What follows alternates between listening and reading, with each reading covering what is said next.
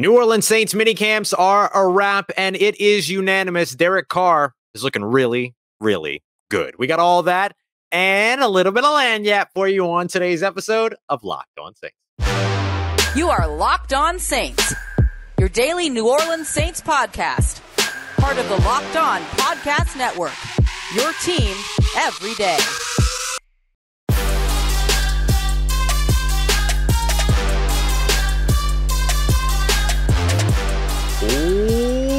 What is good, Who Dat Nation and Who Dat family? Welcome into another episode of Locked On Saints, your daily podcast covering your favorite team, the New Orleans Saints. For the Locked On Podcast Network, your team every day. Thanks so much, as always, making Locked On Saints your first listen of the day every day. Don't forget, you could subscribe and follow for free on YouTube or wherever you get your podcasts so you never miss the latest episodes. And if you want to keep the conversation going one-on-one with me, you can head over today to joinsubtext.com/locked on Saints. As always, I am your host, Ross Jackson, at Ross Jackson Nola on Twitter, your New Orleans Saints expert, credential member of the media, senior writer and reporter over at Saints News Network, Sports Illustrated's Fan Nation site covering the New Orleans Saints. And of course, you can find me every single Tuesday on the Locked On NFL podcast and here with you every single Monday through Friday, and then some on Locked On Saints. And today's episode of Locked On Saints is brought to you by our friends over at Birddogs. Head over to birddogs.com/LockedOnNFL and get a free Yeti-style tumbler with your order. Tell you all about them here in just a little bit, but let me tell you what we got up on today's show. We're joined by John Hendricks at John J. Hendricks on Twitter. He is my buddy, my pal, my colleague, my good friend from over at Saints News Network, lead reporter there, while I am the senior writer and reporter. So he and I work together. We cover Saints practices together, all that. He was boots on the ground during mini camps while I'm out of town. And so he's going to be here to join us to chat a little bit about Saints minicamps and give you, really, we're kind of looking at the whole kind of phase 3 of the offseason. That's OTAs and minicamp all together. So we're going to take a look at the defense. Can they force more turnovers in 2023? Who is the phase 3 MVP? And first, Derek Carr, because that's who it's all about. The New Orleans Saints trying to change their fortune at the quarterback position by bringing in Derek Carr. How has he looked throughout minicamps and OTAs? Here's what John had to say, and we continue on the conversation from there. I think that you see the chemistry starting.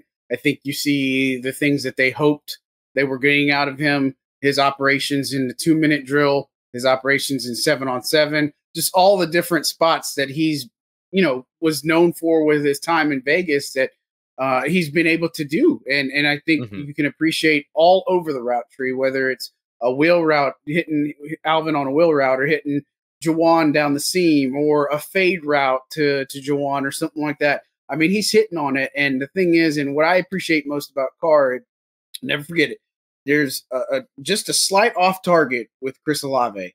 Olave throws in the ball back, and then Derek throws in the same pass. And it seems like no big deal, but he's all focused on the nuances of the game. And so you add that in with guys like Taysom Hill and Jamaal Williams, all this thing. I think this offense has low-key one of the best outlooks ahead of them.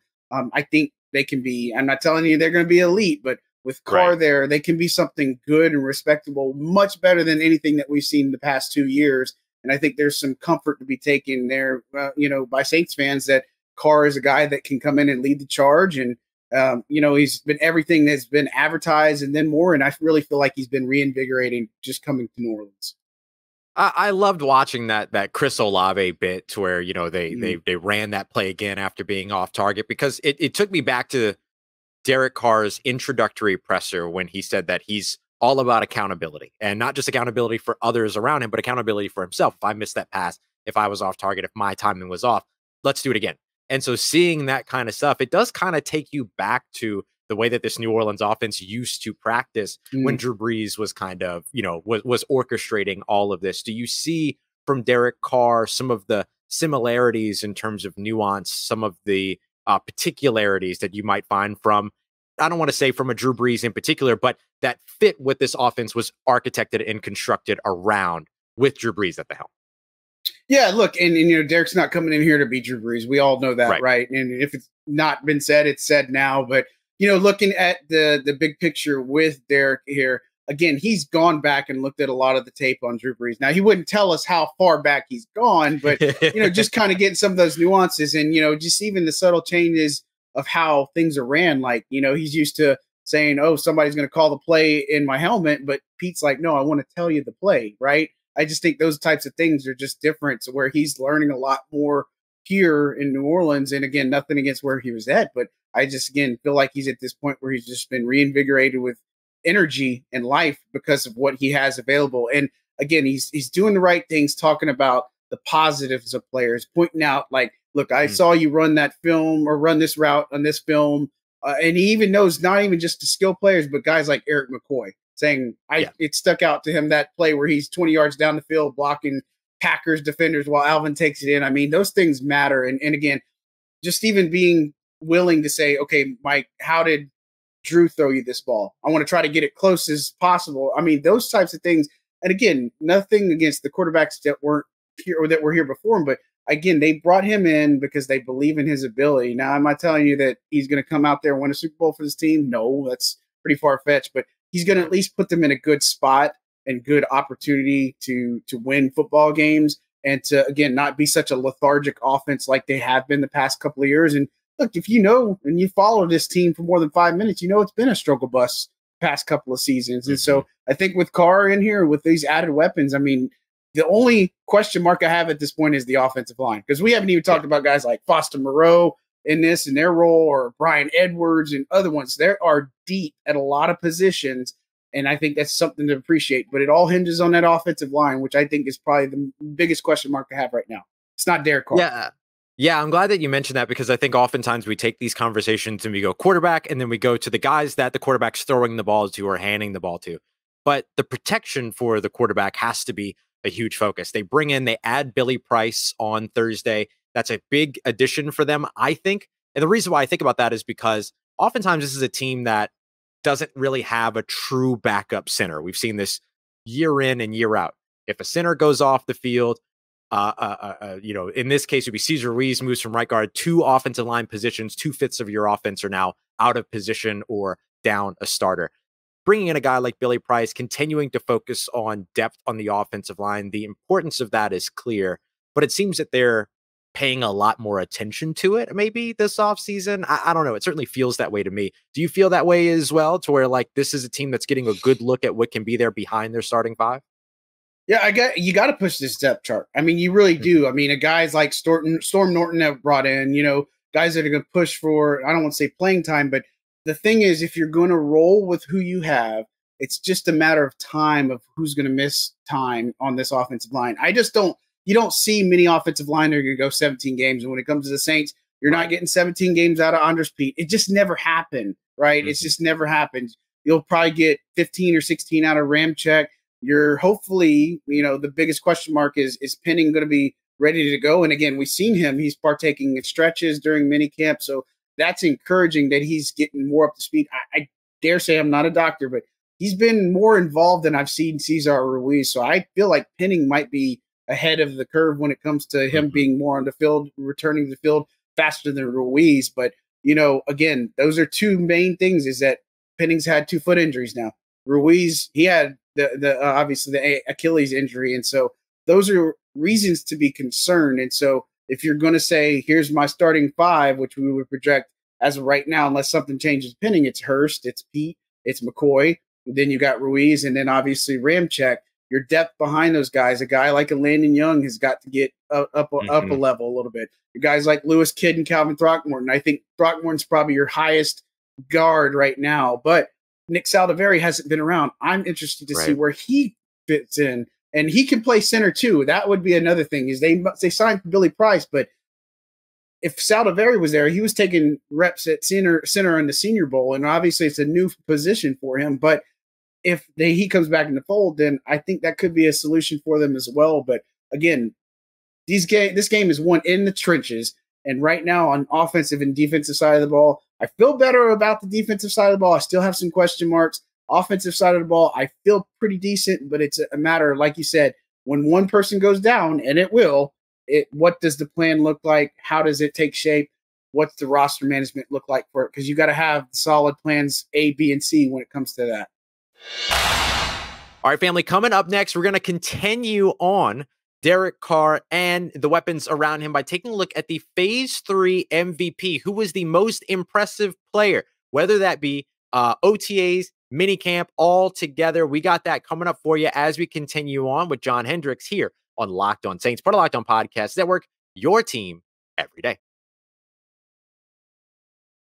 And today's episode of Locked On Saints brought to you by our friends over at Birddogs, my absolute favorite over there, right over there, just over to the left of me. I've got 5 pairs of Birddogs, 4 shorts and a pair of joggers, just chilling, ready to go. And it's just in time because New Orleans is getting hot, hot, hot. So if you want to avoid that heat or not avoid that heat because you want to enjoy yourself outside, but you don't want any of the embarrassing stuff that potentially comes along with it, the sweat, the smell, all that other stuff, you ain't got to worry about none of that when it comes to Birddogs, that anti-stink, sweat-wicking fabric. I don't even know what wicking is, but I'm so grateful that Birddogs does it. They make the perfect pair of pants. It's just that simple. You can go and check them out today at birddogs.com/lockedonnfl. You're going to get a free Yeti-style tumbler custom made with the Birddogs logo with every order. So you're getting pants, you're getting shorts, you're getting polos, you're getting whatever you need, but you're also getting that Yeti-style tumbler, which is super dope. Once again, that is birddogs.com/lockedonnfl for that Yeti-style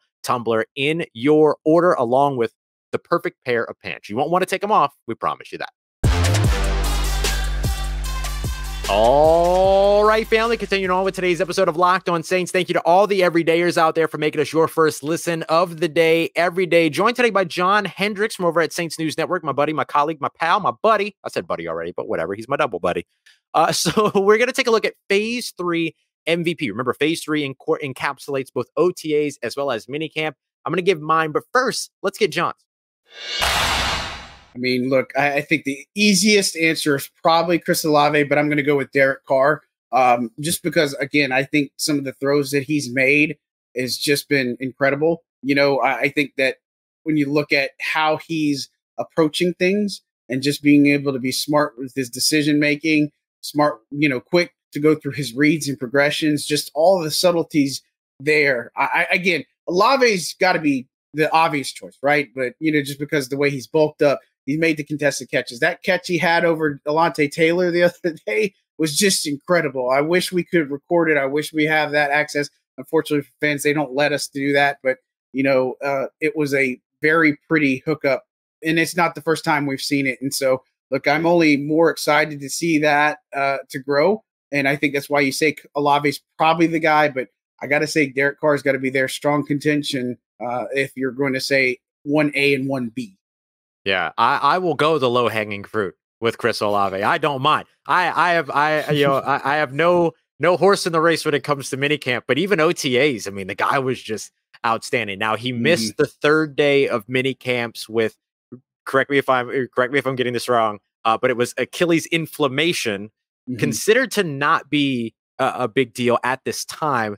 But you got to be a little bit worried already seeing the groin injury for Rashid Shaheed, seeing this Achilles inflammation thing going on with Chris Olave. You got to be a little bit worried about that nonetheless. But man, just seeing Chris Olave and what he's done, he bulked up from 187 up to 192, target weight of 195 this offseason. And it's showing, even if it's not showing. Because I don't know about you, it doesn't look like he added much, but the play shows that he's adding quite a bit. I know you didn't pick him for that Phase 3 MVP, but what are some of the things that maybe have stood out in terms of what he could add? I know it kind of comes down to those contested catches, but what he can add to take his game to the next level from what we saw last year.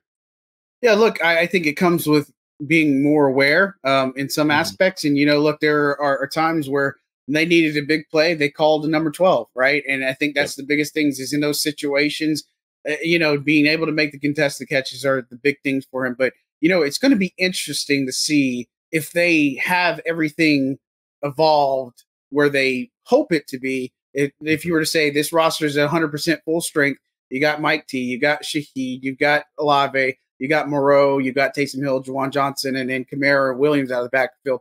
What does his target share look like then? Because, he's going to go from maybe 10 to 12 targets a game to maybe more than like 5 to 6, just depending on what the situation is and what the offense looks like. And so, again, is that stretching the field or is he going to find stuff more underneath? I just think that that's the most exciting part. And so I think Olave can be a big home run threat. I don't know if I'd say necessarily he's the possession guy, because I think that's Mike that could come in here, but he's somebody that, I feel like can go wherever they want him along the formation and be productive. And so for him, his route running is I thought that was always the thing that stood out for me, is how crisp his route running is. And just seeing it in camp still, how crisp of a route runner he is, and just how aware he is with his hands. I mean, besides contested catches, it's just going to be his hand placements. I think something that Cody Burns always talks about, and just in general, is that, that chemistry with Derek Carr. Where do you want the ball? Where's he high pointing the throws? Where is he going to put it? And where do I need to be in the anticipation between those two are things that I would probably say most important to watch to help him take it to the next level. Yeah, that's one of those really key and really interesting details that you look at when you look at Derek Carr, and sort of the attention to detail that he's brought to this offense. Where do you want the ball placed? The other day when he was talking about how every quarterback throws the ball slightly different, all these other things, like, it's such a good example of that. Thank you for sharing that. First of all, crisp route runner Chris Olave. So Crisp Olave is clearly the upcoming nickname for Chris Olave as we continue to go through camp. So we've got the Thunder from Down Under when it comes to Lou Headley. Now we've got Crisp Olave. So we're doing good. We're doing good so far. Awesome. Yeah, that's one. And don't say Colin Saunders, because I had Cam. I asked him on Thursday. I was like, what do you make of Colin? And he's like, Colin? Who's Colin? Oh, Colin Saunders. We just call him Bink. It's like, all right, whatever you say. You're the one that comes up with a nickname. So if you want us to say Bink, we're going to call him that. So I just, we'll learn soon enough. Yeah, we'll get it all from Cam. He'll let us know. Yeah. When you look at where Chris Olave's deep threat ability comes in, he was 14.2 yards in terms of his average depth of target last year. That led the team, and it's up there within the top 10 amongst all wide receivers and tight ends that qualified under next gen stats. Derek Carr, on the other hand, I believe it was 9.2 yards when it came to intended air yards downfield. That was also next gen stat. So the marriage between the two, that was top 6 in the NFL. So the marriage between the two downfield is maybe a little bit underplayed. I think oftentimes when we think about Derek Carr as a guy that, as a quarterback, we think about the check downs, we think about short intermediate area, making decisions down to the flat, stuff like that. How could that marriage between Chris Olave and Derek Carr end up impacting Derek Carr and Chris Olave's downfield game? Because it sounds like that's a part of what you're considering with that tandem. Yeah, and it's funny you said air yards. I had PTSD when everybody was talking about Drew Brees and his air yards. And, when he said no one cares about air yards. Nobody cares. It's just funny. But, look, I think it can impact it on a variety of ways. And again, that's why I say I feel like finally this is an offense that has the weapons that's really going to make you have to pick your poison. And I know we've talked about it before.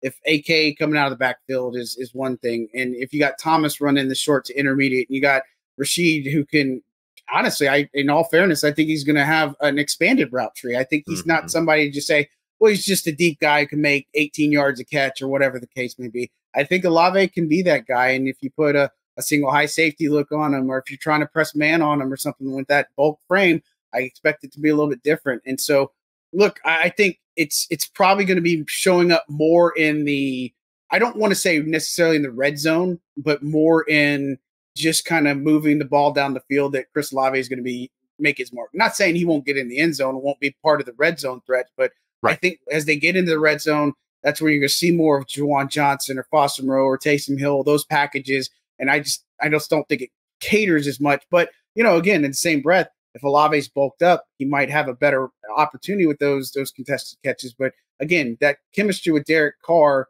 is going to be paramount for him, obviously. And again, it's just a situation he's walking into where, again, he had Devontae Adams and obviously Hunter Renfrow and all the different weapons he had in Vegas. I think that you look at how they were able to attack the ball and such. And, I think maybe not necessarily still in Thunder. I'm interested because I think we're in a spot where the defense knows what they need to do here. They need to be more of a force in getting turnovers and doing a lot of different things, create shorter fields. I'm not so convinced that, that won't be a huge thing that's going to maybe move some things for New Orleans in the way they approach an offense that saying, hey, we expect this defense to get a stop. We expect, them to generate more turnovers. So it's going to create shorter fields, which is going to open up the playbook or do different things. And so, look, I think the other thing to appreciate about the Carr and Olave stuff, and we've seen it at OTAs and minicamp too, is that Olave is still moving when the play's moving. So again, you think, oh, well, the quarterback's scrambling. Let me just stand still or figure out. No, Olave's still trying to find an open spot, soft spot in the coverage and such. And so I think some of those are going to be a strong suit for him, is being able to extend the play.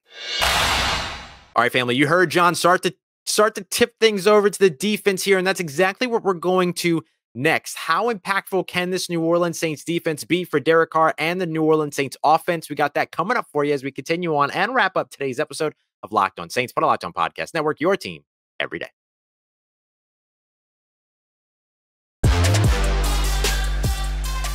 Let's get it, Who Dat Nation. Wrapping up today's episode of Locked On Saints, part of Locked On Podcast Network, your team every day. Big shout out again to all the everydayers out there. I am going to have a bonus episode for you tomorrow, possibly Sunday as well. I kind of just don't plan on stopping producing moving forward.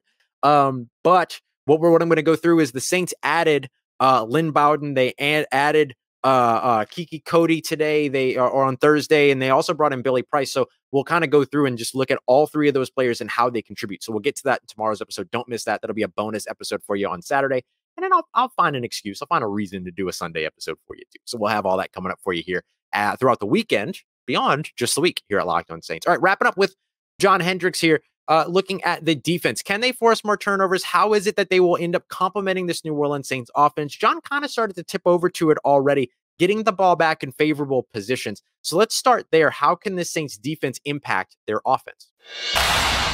Yeah, I mean, I've seen more turnovers in OTAs minicamp than I have last season, so I guess that's a good fair. start. There you go. But it's crazy because you look at it, Ross, and you look at last season. Those last 8 games, they allowed 20 points or less in all 8 of those, and they only won half of them. So it's like turnovers are important, and some of the things that it's not just the turnovers for me, it's the pressure. It's the pressure from the defensive line, because when they needed to stop last season, again, it's good when you can get the sack production from your linebackers and your secondary, all that stuff. But your main production shouldn't be from those guys. It should be from the trenches in some aspects for me. And you've pointed out and alluded to it of why Colin Saunders has a better win rate, or Nathan Shepard has a better win rate on his pass rushes and such. And so you couple that with guys like Brian Brisset, who you can move over a line of scrimmage. You also have Isaiah Foskey that's going to fit in. Peyton Turner's been here. He's kind of been quiet, but he's been around, and so that's a good thing. And you still have Carl Granderson.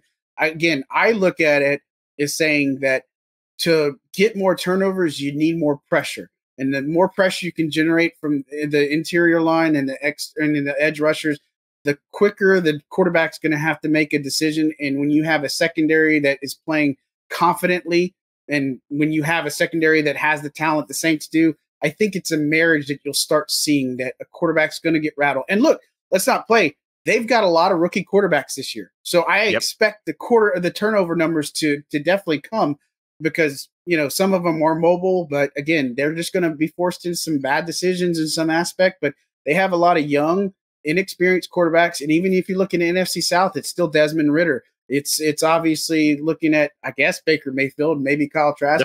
There's no reason this defense shouldn't have more turnovers, and not even more turnovers, but they should have easily double digits, and they should be making more plays. Just the simple fact that they're going against some of these rookies and younger, inexperienced quarterbacks. I mean, this is where guys like Joe Woods come into play, or Dennis Allen and Todd Grantham, just having this perfect marriage where you've got all these new faces trying to support what DA is trying to do defensively. And so I feel like the turnover numbers are going to speak for itself when it comes down to the end of the season.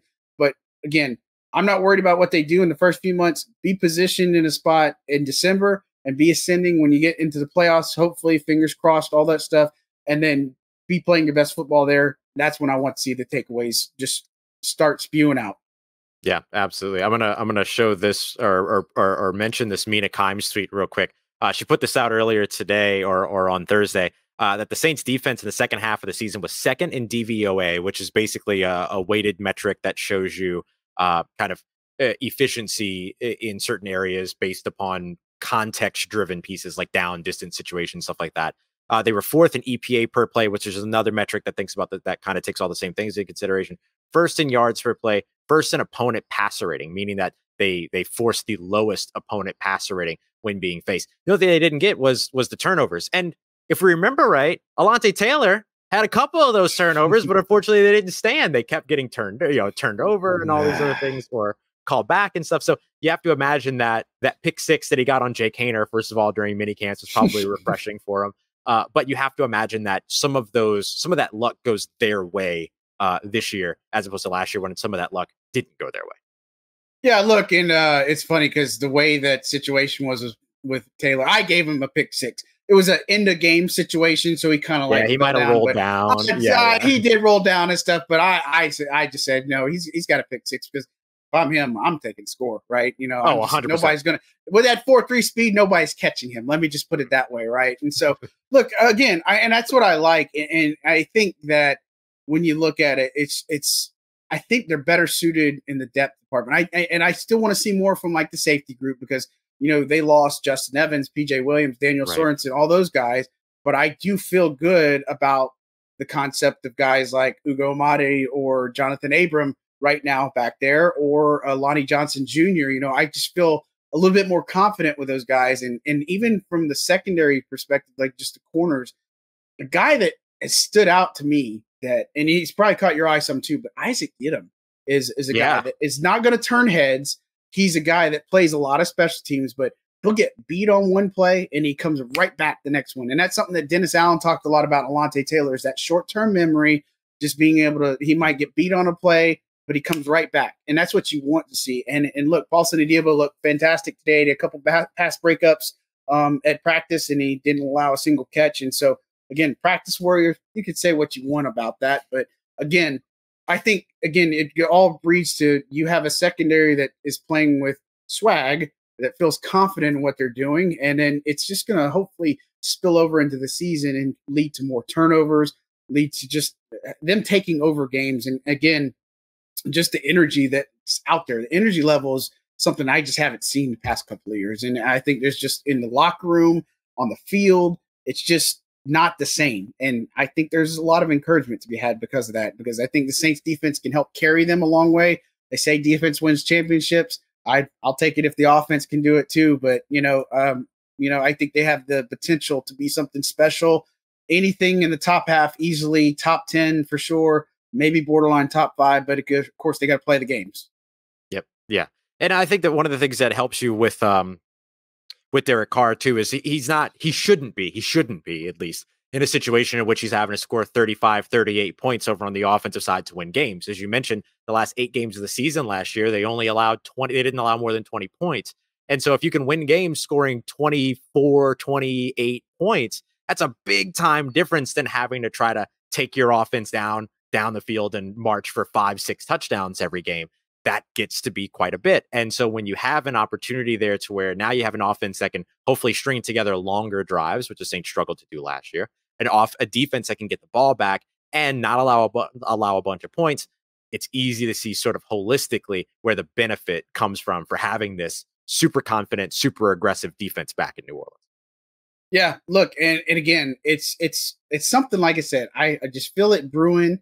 And just getting some of the guys, just all this new injection. And I got a question the other day. It's like, well, all this Raiders infusion work, right? And I think that you look at some of these ties that DA had, and I just think they're given a spot where it's like a second life and just be able to inject that life into this team. And that's not in the Raiders organization. Again, I'm not going to sit here and bash them. It's just, you can Google and see some of that stuff too. It just has not been the most favorable, I will say. But look, I think they've given a spot where it's like, okay, this is your thing. This is what we've done. And, again, we've talked about it in before, me and you, is that, DA's crafted a team where it's almost no excuses, right? I think you've got your guys, you've got your quarterback, you've got your weapons you wanted in wide receivers and free agency, all this stuff. You got Mike Thomas back in the building. You got a good insurance plan in Jameis Winston. I mean, this is one of those things where it's control your own destiny, I feel like. And a lot of teams are going to sleep on the Saints. I think their defense is going to carry them a good bit. I think their offense has the potential to be something pretty special. Of course, again, like I said, the trenches is kind of what I'm a little bit more concerned, and maybe a little bit on the linebacker spot on the other side, just because I want to see DeMarco Jackson take a little bit more leap. I want to see, who that other option is. I think that's an area they can add in free agency. But as of right now, 32 teams are probably feeling pretty decent about their chances this season. Well, most of the teams but maybe not the Arizona Cardinals. We'll say 31, or the Bucks. Or the Bucks. You're going to tell me you're going to feel good about Mayfield. But at any rate, so I just feel like that's going to carry over. And again, they got to play the games. I think the joint practices with the Chargers and Texans are going to be huge. Really important too. Just because I remember that was a big turning point for a guy like Malcolm Roach. Didn't really do anything in training camp, and then all of a sudden you see him getting after Aaron Rodgers and making that pressure up the middle. I think that's going to matter a lot in the grand scheme. And it's, maybe want to see more of this, just two teams in joint practices, not just one. I think that's a big thing. Maybe pretty soon it'll be all three. Mm-hmm. All right, family. One more big thank you to John Hendricks at John J. Hendricks on Twitter. You can follow his work as well as mine over at saints.media, as well as si.com/NFL/Saints. But saints.media is the easier one. Over there, he is the lead reporter for Saints News Network. Myself, senior writer and reporter. So you can find both of our work over there at Saints News Network. Coming up tomorrow, all you everydayers, appreciate you making us your first listen of the day every day. We're going to take a look at the 3 free agents that the Saints signed. Running back / wide receiver, who's also got some quarterback experience loosely, right? This is more of an option quarterback, but still quarterback experience, Lynn Bowden Jr. We'll also take a look at Kiki Cody, who they brought in, as well as Billy Price, who they brought in on the offensive line. So how do each of those guys impact their respective position groups? We're going to break that down in tomorrow's episode. Appreciate you, as always, making Locked On Saints a part of your day, part of your routine, for saying yes to me and the show. As always, if you see me, say hi. And if you want to keep the conversation going with me one-on-one, head over to joinsubtext.com, just Locked On Saints. And I want to give a quick shout out to Kai, welcoming a newborn to the world. What a beautiful thing. Shout out to you, homie. And blessings to you and your family and your expanding family. How exciting is that? As always, if you want to keep up with everything else going on around the New Orleans Saints in between these episodes, make sure you follow me on Twitter at Ross Jackson, NOLA. Hit me up. Let me know how the family's doing. Let me know how you're living. Let me know how you're momming them. It's Who Dat Nation. I'll holla at you.